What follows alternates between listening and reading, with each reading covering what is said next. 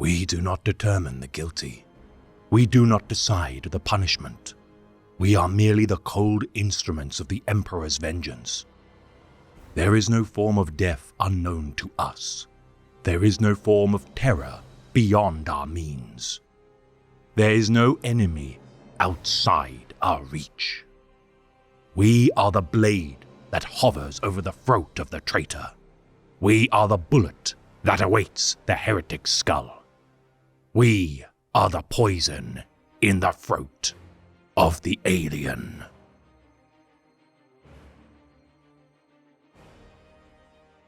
The Imperium of Man is a vast empire spanning the length and breadth of the galaxy. Its dominion encompassing millions of worlds, inhabiting untold trillions of citizens. In order for the great machines of bureaucracy to function, each of its myriad organizations must not only decree their laws and tithes, but also enforce them. For today, we shall elucidate the clandestine liquidators of the Adeptus Administratum, tasked with expunging those who are deemed a threat to its function. The sharp knives of the Emperor, the Officio Assassinorum. During the era of the Great Crusade, the Master of Mankind required every conceivable means to achieve his vision of a unified empire of humanity. Bringing order to the throne world of terror by use of his golden host and the ill-fated Thunder Warriors. With such brute's usefulness at an end, a new breed of warriors were created. The Legiones Astartes, though inferior in stature to the Thunder Legion, proved unified in purpose, their loyalty to the Emperor proven through their purge of their forebears, alongside the Custodian Guard. Waging war across the stars, hundreds of thousands of the Angels of Death brought worlds into compliance, reclaiming disparate fiefdoms to be brought into the fold of the burgeoning Imperium. The fabled sons of the Emperor with time were reunited with their armies of Gene-Sons, assuming command of each legion until the galaxy at large submit to their blades and bolters. Yet for all the vaunted deeds of the Legiones Astartes, their methods were far from subtle, and even the methods of the 19th and 20th Legions were best utilized in campaigns requiring the submission of civilizations, rather than singular souls. The Imperium required a force to maintain the Emperor's will within the worlds already claimed in his name, and no manner of ceramite-clad Goliath could hope to master the true arts of secrecy and espionage. Loyal administrators and operatives, proven in the arts of furtiveness, worked in secret to help facilitate their new overlord's grand vision. Accomplishing their missions with no thought for glory nor praise, the knives of the Emperor executed his will, unseen from even his sight, as the warriors of the Great Crusade continued to earn glory for the Imperium.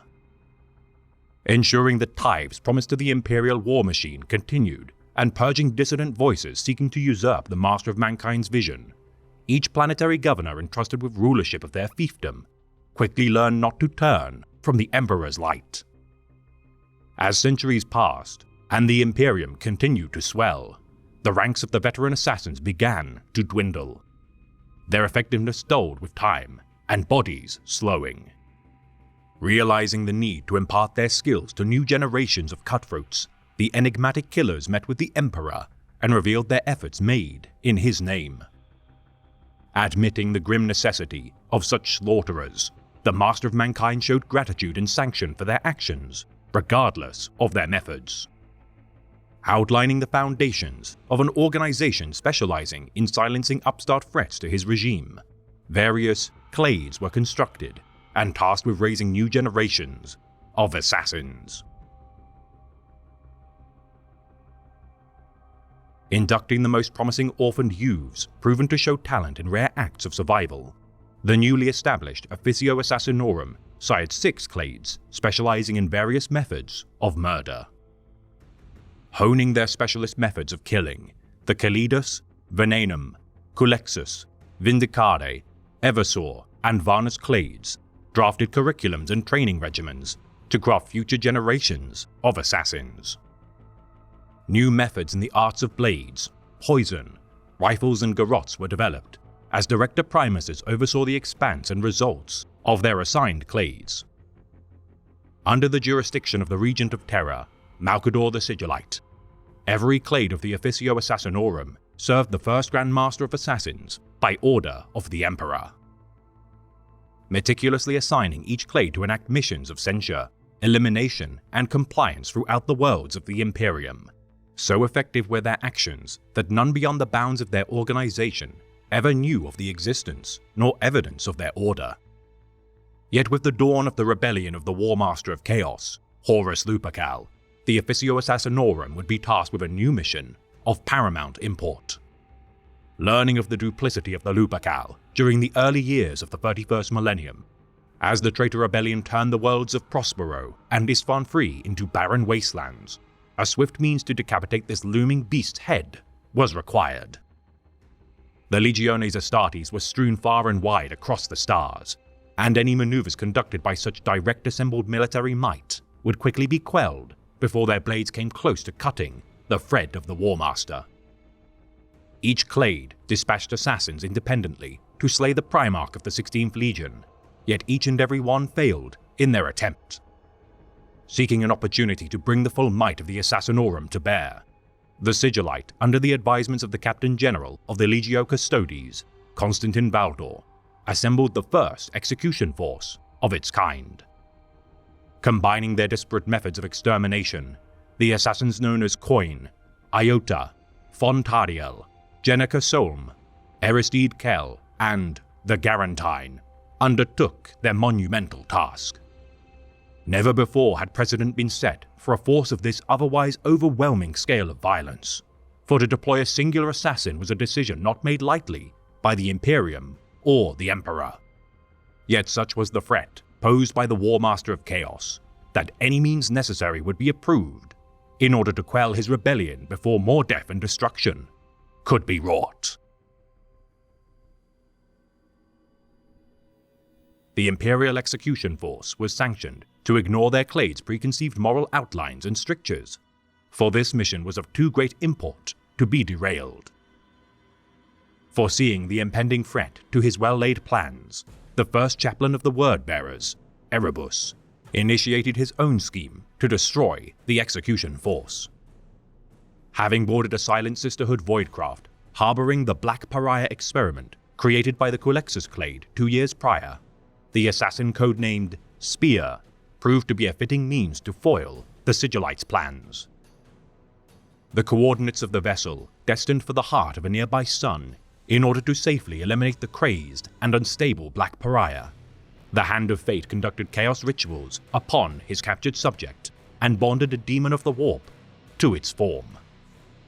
Mutating into a being capable of reflecting psychic powers once obtaining a sample of his opponent's blood, the corrupted Spear served his new master up to the events of the Istvan Free atrocity, and was tasked with traversing to the world of Dagonet.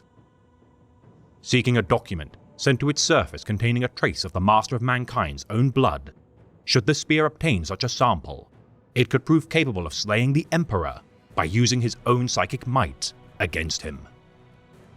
Following the Lunar Wolves' compliance of the world in years prior, Dagonet had ever since revered the Lupercal for his emancipation of their people from tyranny, and with word reaching them of the War Master's betrayal, its people stood in opposition to the Imperium. Learning that Horus intended to revisit Dagonet in order to bolster their allegiance to his cause and form a foothold within the Tabian Star sector, the execution force awaited his arrival. Confronted by the Black Pariah, the assassin Iota drove back the creature before her blood fueled its unnatural powers as Solm incurred a mortal wound. Following the death of Iota by Spear, the remaining assassins witnessed the death of Solm as she beseeched her brother, Aristide Kell, to eliminate the Black Pariah.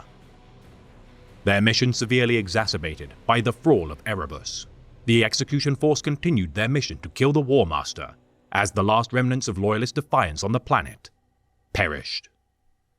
Descending from the heavens, a warrior clad in the mantle of the War Master strode onto the surface of Dagonet, and once removing his helmet was struck in the throat by a shot of Aristide Kell's rifle. In truth, the body of the sons of Horus' 13th captain, Luke Cedere, Horus's caution had proven justified as the severed head of the fallen captain fell to the ground. Retreating from the erupting chaos, as the sons of Horus cut down the people of Dagonet, the Black Pariah confronted the execution force and slew all with exception to Aristide. Avenging the death of his sister, Kel departed Dagonet and attempted once more to slay the War Master. Infiltrating Horus's flagship, the Vengeful Spirit, Aristide ultimately failed to assassinate the Primarch and defected to serve the traitor war effort. The first execution force had proven calamitous, and though further attempts were made to assassinate the War Master, none bore fruit. Yet despite the failure of its primary objective, the execution force had succeeded in eliminating the Black Pariah, which left unchecked could have posed a serious threat to the Emperor. With time, the traitor rebellion faltered, and the War Master of Chaos fell during the fatal last battle of the Siege of Terra, and in these dark days to follow, the duty of the Officio Assassinorum to root out heresy and upstart incursions of chaos, xenos, and heretical reprisal were needed more than ever. Following the era of the Horus heresy, the Knives of the Emperor began to earn a sinister and often marred reputation.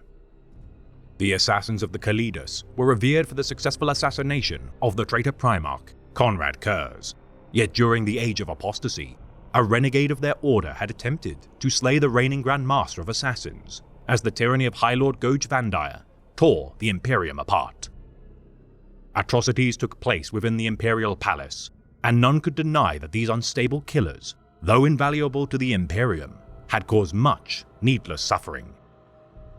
Fragmented into now temples of each clade to prevent their wholesale corruption by xenos, demonic, or heretical influence, the Officio Assassinorum spread its smaller divisions far and wide across the stars. Secretly establishing a new contingent within the Emperor's Holy Inquisition, the Ordo Sicarius, these inquisitors would monitor the Assassinorum for signs of corruption.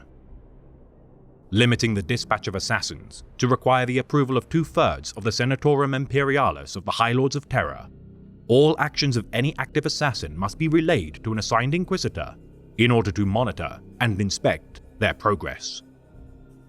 Every assassin, with exception given to Eversors, must undergo routine psycho-indoctrination to maintain their loyalty to the Imperium's ideals, and final approval to return to active duty must be screened by the Ordo Sicarius. Wielded by the High Lords of Terra in order to pacify both political and military threats across the galaxy, many a heretical prophet, false king, or traitor warlord has been quelled by order of the rulers of the Throne World. Relentless in pursuit of their targets, no assassin is permitted to return to their temple of origin without proof of the death of their target. The tally of worlds embroiled in civil war far from the Emperor's light is vast, and it is the duty of the Assassinorum to behead every despot and tyrant hungrily gorging on the middling power they have usurped from the ruler of humanity.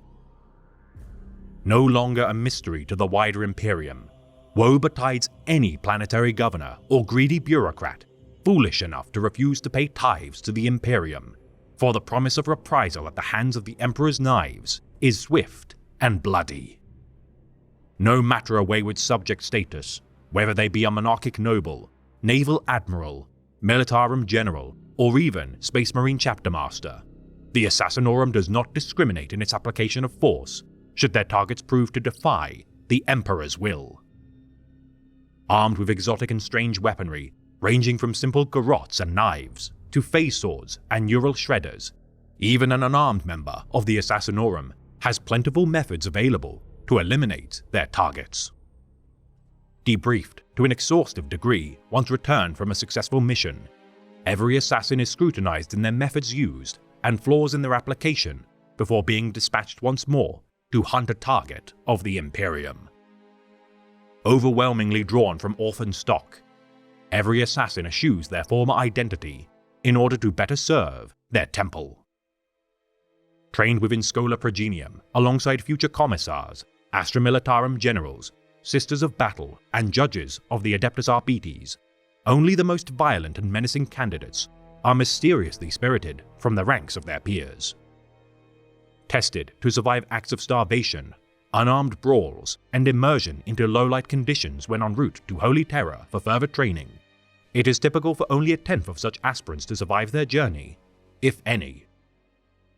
Assigned to subterranean temples and taught the ways of their respective assassination styles for a solar decade, it is a mystery to all what specific methods are used to forge such killers. The abbots of the Schola Progenium, comparable to kindly pacifists in contrast to the instructors of the temples. Each inductee must endure immense pain, physical trials, and tests of mental acuity with little rest nor relent. Adapting to countless injections of steroids and medical concoctions, it is no exaggeration to state that each assassin is transformed into something that cannot be described as human. Becoming proficient not just in the arts of murder, but also navigation, piloting, imperial history, human and Xenos biology, language dialects, maintenance of armaments, and even appeasement practices of the machine spirits of their equipment. Each assassin must become totally self-reliant, no matter the trials they face. Such is the overload of information and learning required that many aspirants who survive even the physical trials to become an assassin cannot endure such onslaughts of data. Surgically grafted with augmentative brain nodes, submuscular armor, and an array of integrated stimulant ports, these baleful killers are crafted to achieve superhuman feats of endurance, agility, and savagery. Divided into various temples in order to hone their specialized methods of death dealing, 6 major temples preside over the majority of their organization. The Kalidas Temple practices the arts of subterfuge and deception, mastering cunning tactics which transform their very flesh in order to hunt down their targets.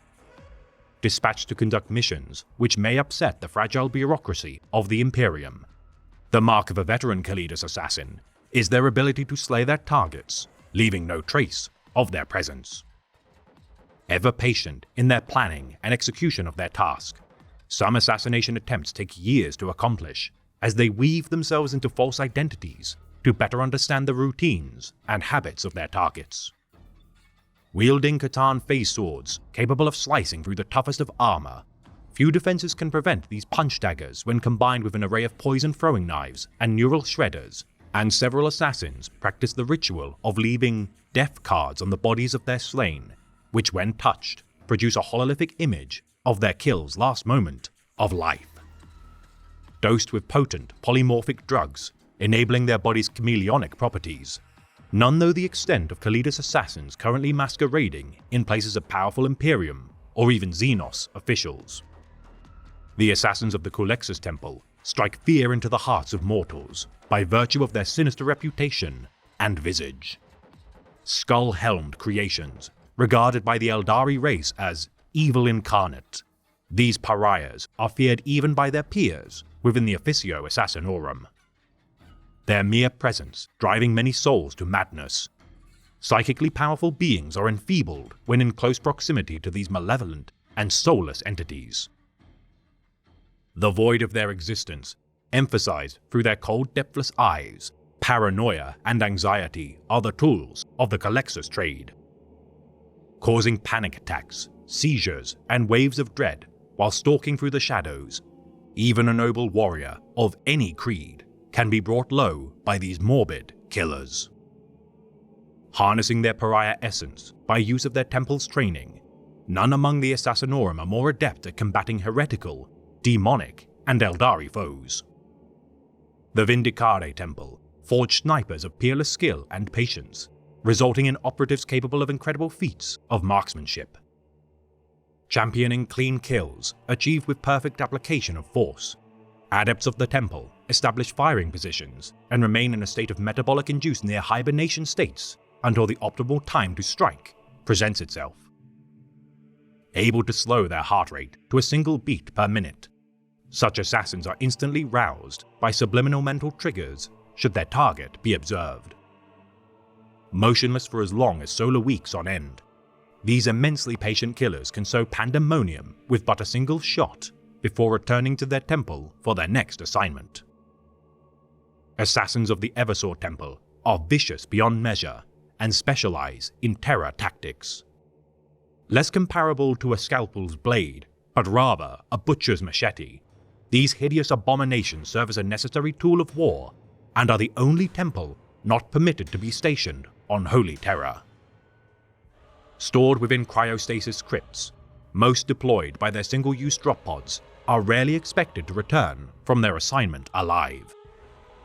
Hurled into the heart of enemy positions which require nothing less than a massacre, such disposable killers unleash rampages of obscene violence in the midst of the thickest of fighting.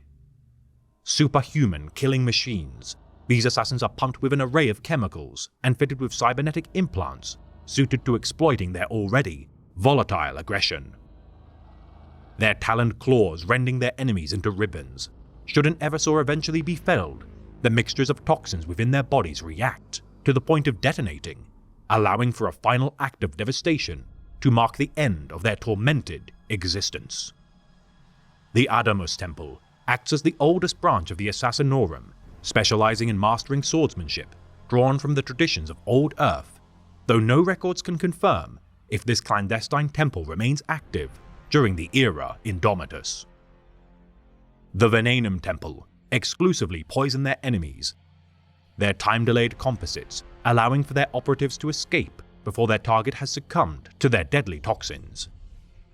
Among the minor temples, the Varnus Temple gathers intelligence for the Officio Assassinorum and steers the political games of the Imperium to their organization's favor, using InfoSight operatives alike to human computing engines.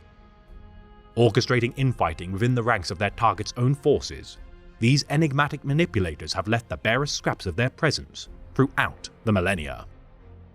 The renegade Mayorus Temple have been annexed from the Officio Assassinorum since the early days of the 40th millennium due to their development of mutated human Eldar hybrids. Said to have incorporated Tyranid genetic materials into their subjects in order to create murderous abominations, the deranged rogue Mayorus assassin, Legion Strass, for attempting to topple the Imperium, ensured the censure of their entire temple. Lastly, there are whispers of an elusive branch of the Assassinorum, known as the Temple Secretum, tasked with guarding the Imperium's most ruinous mysteries, and shall use any and all means to eradicate those who attempt to uncover them.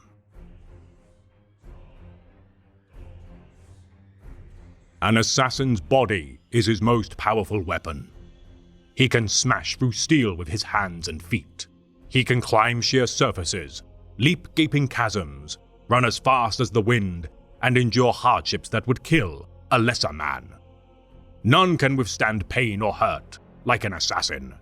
He can place his hand in boiling lava without flinching. He can endure flame or cutting blade. Even mortal wounds will not blunt his purpose. He works silently and without thanks, for he is the bloody-handed and secret savior of the Imperium.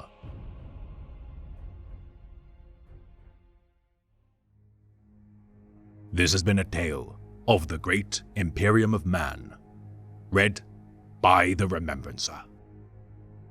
Although the Imperium upholds many creeds that espouse valor and honor in battle, there are times where the accomplishment of its objectives are important enough to permit any means to achieve. Glory is not a virtue given lightly, and many shall never feel its warm glow. Yet their undesirable deeds are regardless crucial for the safety and well-being of the Imperium. Duty, honor, and sacrifice all enact a heavy toll, yet the most costly of deeds are made with no record of their action. So should you find yourself undertaking such tasks, resolve to outlive their application, for future glories can only be achieved if you strive to pursue them.